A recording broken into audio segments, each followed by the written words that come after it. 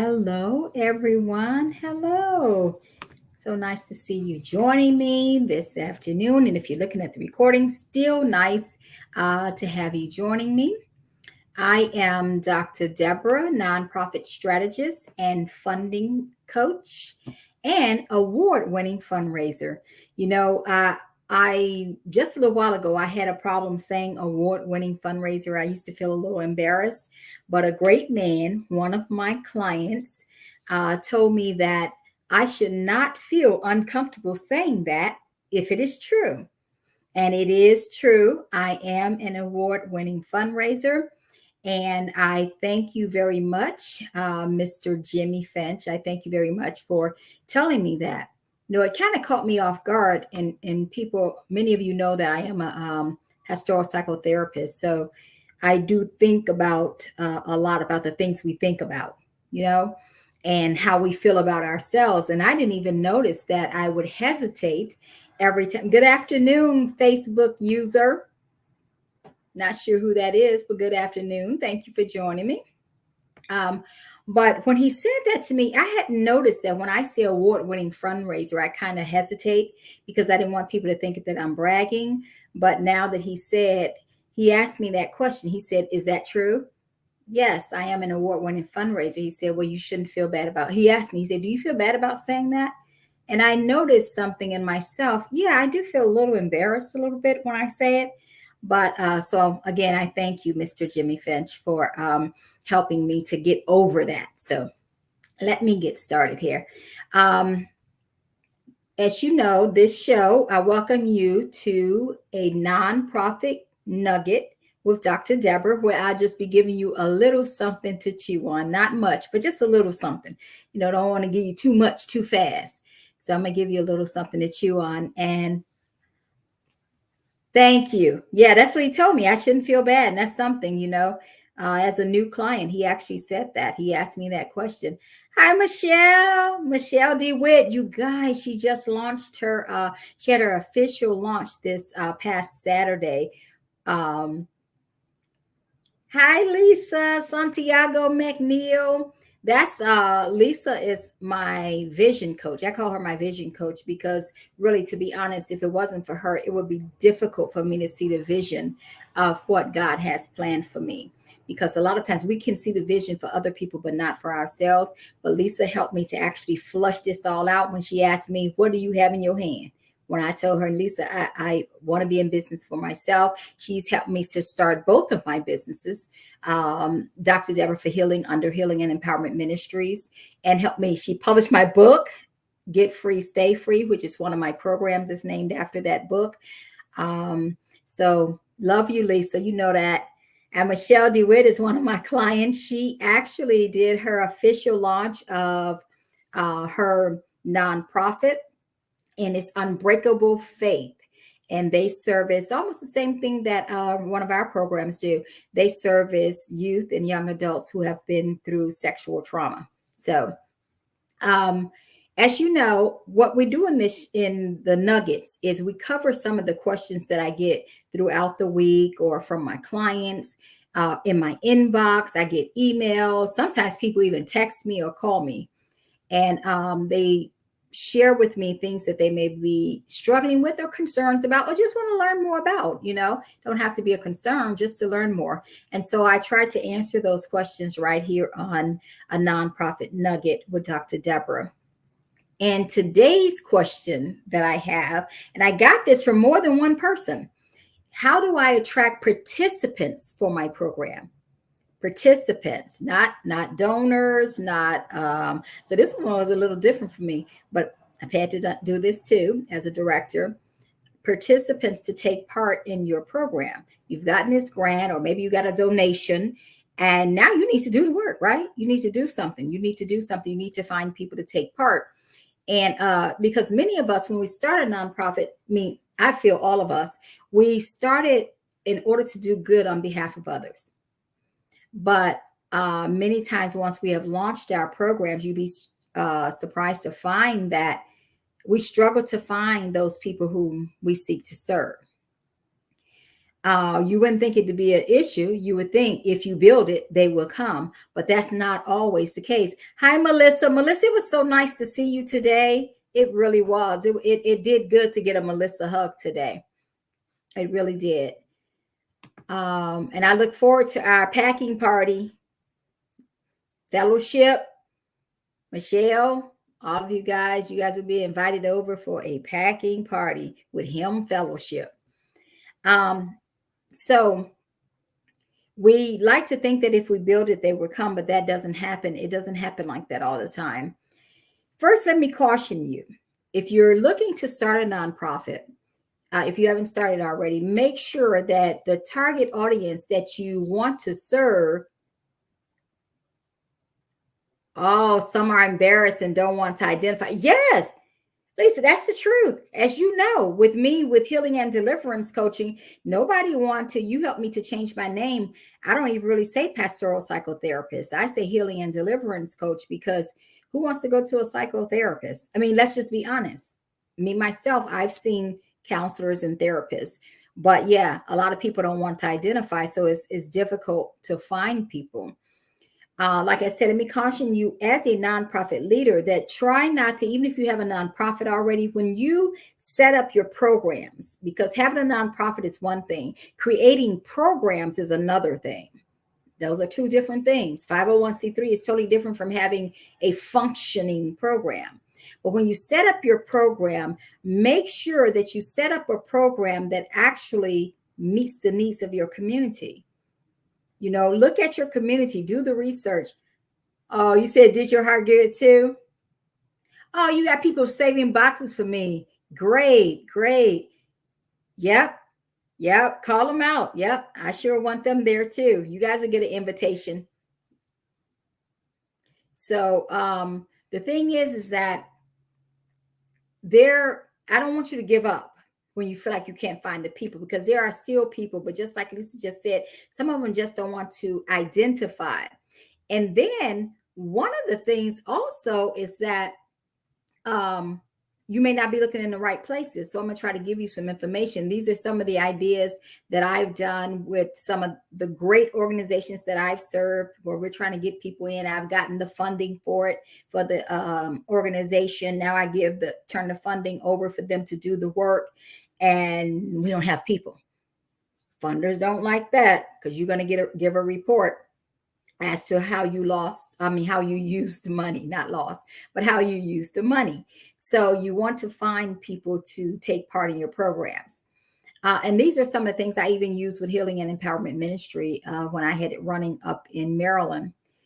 The first thing is, go where your target audience dwells. Where's your target audience? You got kids. If you want to reach kids, go where kids are. You want to reach seniors, go where seniors are. If you want to reach hungry people, go where hungry people dwell.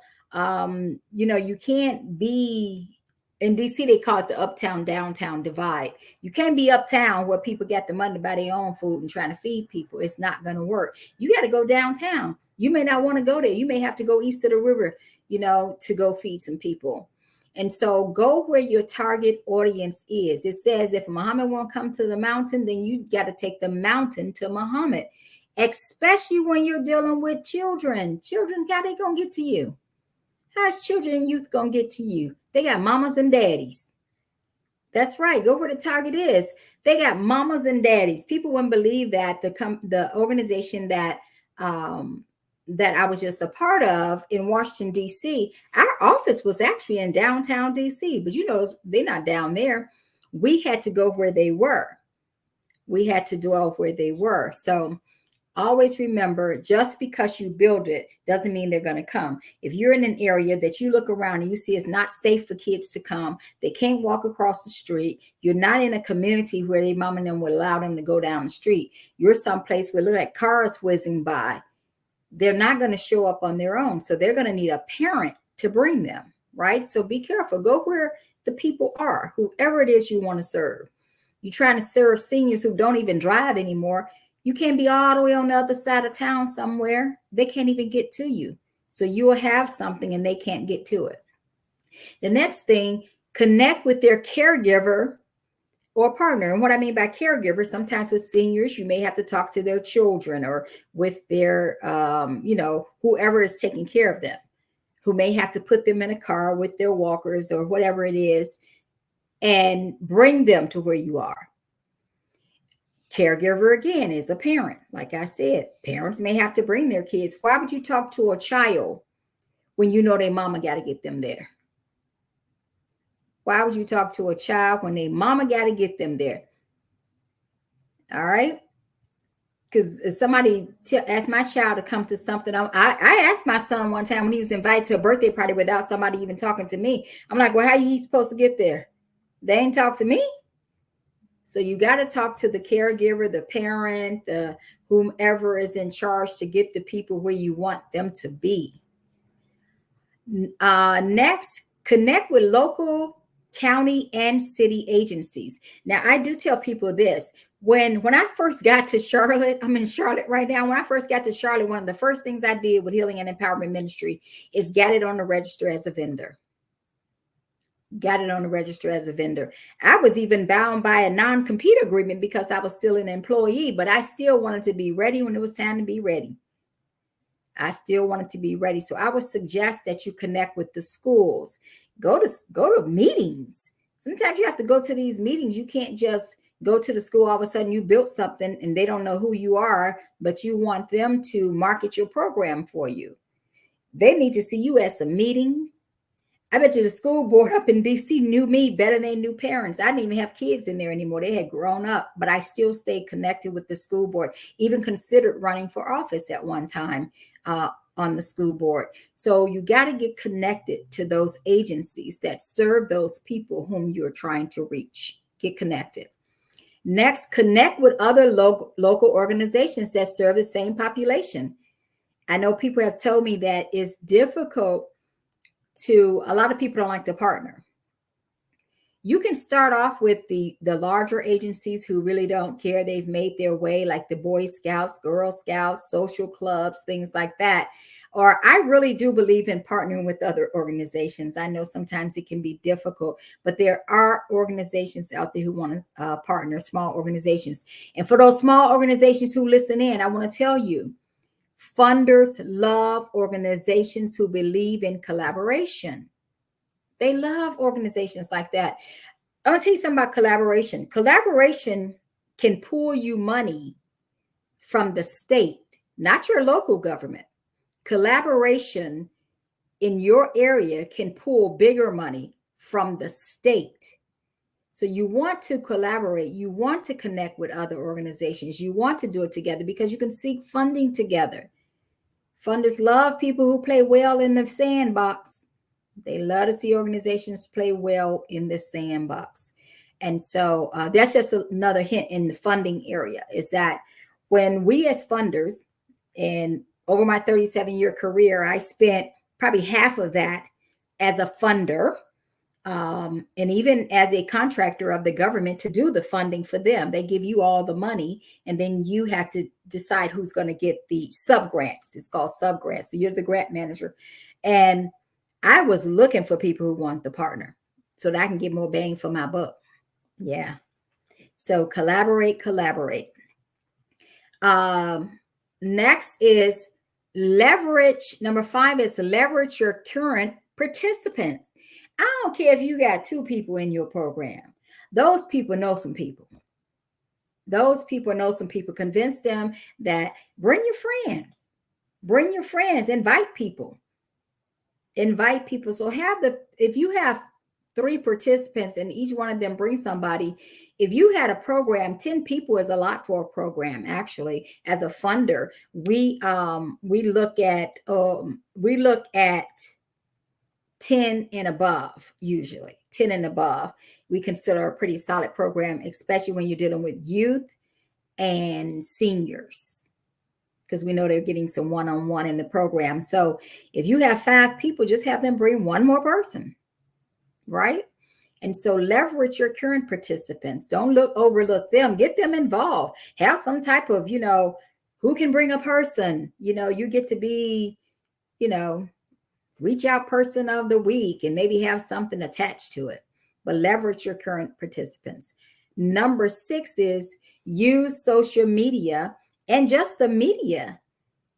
You can't be a treasure hidden in the desert. I wish Brian was here because he would say that he always said the secret of the desert. You can't create something and then not tell anybody about it. Don't post on social media. All you post is the event itself. But what about things that lead up to the event? Lisa does this really well. She has like a rollout process for things that we're supposed to do. I don't do it that well, but I'm learning. I'm going back, reading my notes and things that she's coached me on to learn how to roll things out. So that's, you have to do that same thing with a nonprofit program. I don't, you would think, well, this is free. Why don't they just come? Use all your media channels. Get out there. Do a podcast just around that event, then around that program. I don't care if you jump on there for 15 minutes and just talk about that program. People got to know that you're there. Do not commit the sin of the desert. You know where the answer is to help people get healed, help people get fed, help people get clothed, help people get shelter. You know where it is, but you're not telling anybody. You have to. I know some people feel uncomfortable with that and they don't know how to do it. Well, get somebody on your board to do it. What they doing? What are they doing? Maybe we need to do that. I have a class coming up, recruiting an intentional board, an intentional high functioning board. There is a way to do that. So get people involved, get the word out there, make some flyers. Shoot, go back the old fashioned way, print some flyers out and go pass them out in the community. Remember when we used to do that? Make you some flyers. Number 7, offer incentives. Sound weird? Offer incentives. I can remember when we wanted participants in our focus group, we wanted some youth, and we decided to give $25 cash to every youth that show up for our focus group, and we fed them some pizza and those little turkey heel juices. We fed them too. Yep, sure did. We fed them, and when they got finished, as they left, we gave them a thank you and an envelope with their name on it with $25 in there. So they sat there for an hour. We got our focus group done so that we can have our, we were doing a survey that we wanted to use in a program we were doing. We paid $25 for participation.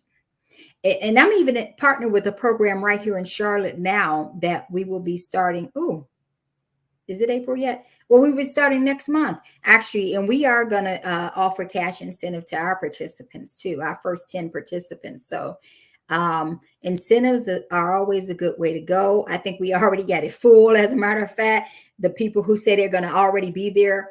So we've, before we even put it out there officially, people start hearing about it and they already want to be part of it. And we may have to even up the ante, because I think we're going to have more food, more, and you can even offer incentives that speaks to your goals, the goals of your program. You don't have to go with money.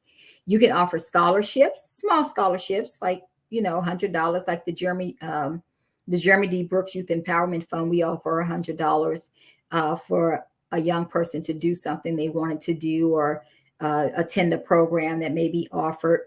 You can do internship programs. I know some business resource center, Business 911, they offer that as an incentive for the young people. You can offer references for their resumes for young adults. Yep. Gift cards. Yep. That's on my list. Look, if you want to stay within your mission, how about this? I offer, when you take part in my program, I will be offering counseling for a month. You get 4 sessions. How about that? Through Healing and Empowerment, Get Free, Stay Free, trauma healing program. Yep. That's one of the things I'm going to be offering. If you take part in the program, after you leave the program, you get, that's called aftercare. So you get aftercare without the sliding scale. I already offer sliding scale, but even without the sliding scale, for participation in the program, there will be a drawing for somebody to get 4 sessions. You can also do, I have somebody who I'm working with, and they're going to do a month's worth of food. They're a feeding program, and they're going to do a month's worth of food for a family. Wow. Just for taking part in the program. right? Child care for a month. I can go on and on. Be creative. Be creative. Child care for a month. If you're a nonprofit daycare or tutoring, your child get tutoring for a month. We're going to make a drawing, and the person who's drawn, they get tutoring for a month. Aftercare. Yes, you can do aftercare, offer aftercare, all kinds of things. You take part in this part of the program, your child gets to stay 3 additional hours. Working parents would love that, just for their child taking part in your program. Yep. I even have a parents night out incentive. You take part in our program, then one Saturday a month we do Parents Day Out, and your child get to come. You don't have to pay for it, and we will feed them lunch. So you get 4 hours free to yourself. Drop your child off. We will feed them. We will do enrichment with them. We will play. We will do all kind of different things for you to have a Parents Day Out. I had a young man, a single father, during Parents Day Out. He used to go get his hair cut. That was his time. That was his time to go get his hair cut. So you can do all kinds of stuff to offer incentives for people to be in your program. And what number was that, Lisa? Number 8, I'm going to say, don't sweat the small stuff. Just start small and then enjoy the journey and grow your program. You may not go from 2 to 10 overnight. You may have to go 2, and then the next time come, it be 3 people. Then the next time it come, it be back to 2. Then the next time come, it be 4. Just stick with it. I encourage you. And to further encourage you on that, the not sweat the small stuff, just start small and grow and enjoy the journey, because you're still helping someone. I don't care if it's to one person there. Preach to the one person. I heard somebody say that. Preach to the pews. Preach to that one person. Teach that one person. I'd like to share a story with you as I go. Nope, you got it. Number 8 is don't sweat the small stuff. Start small. Start small and watch it grow. You don't have to grow overnight. Just start small. Start small and watch it grow. Now, this is a story I'm going to share as I close out. One day, a man was walking along the beach when he noticed a boy picking something up and gently throwing it into the ocean. Approaching the boy, he asked, "What are you doing?" The youth replied, "Throwing starfish back into the ocean. The surf's up and the tide is going out, and if I don't throw them back, they'll die." The man looked at him and said, "Son, don't you realize that there are miles and miles of beach and hundreds of starfish? You can't make a difference." After listening politely to the man, the boy bent down and picked up another starfish, and he threw it back into the surf. Then, smiling, he turned to the man and he said, "I made a difference for that one. I made a difference for that one." So don't sweat the small stuff. But I like how Matthew 25:40 says it. It says, "And the king shall answer and say unto them, Verily I say unto you, inasmuch as ye have done it unto one of the least of these, the least of these, my brethren, ye have done it unto me." So don't sweat it. Keep doing what you do. That's right. Keep making a difference. You are making a difference. Even if it's to that one person, you can save one person's life. Do it. Don't worry about it. Don't sweat it. Let it grow as it grows. If you'd like to speak with me personally about some ideas for your nonprofit, you can contact me at DrDebra at DrDebraNonprofitSolutions.com. Again, that's DrDebra at DrDebraNonprofitSolutions.com. You can also inbox me or reach out to me at 240-392-5838. In the meantime, go to my website at www.DrDebraNonprofitSolutions.com. It's been great visiting with you today. Thank you for joining me today on a Nonprofit Nugget with Dr. Deborah. And I just gave you a little something to chew on. See you next week.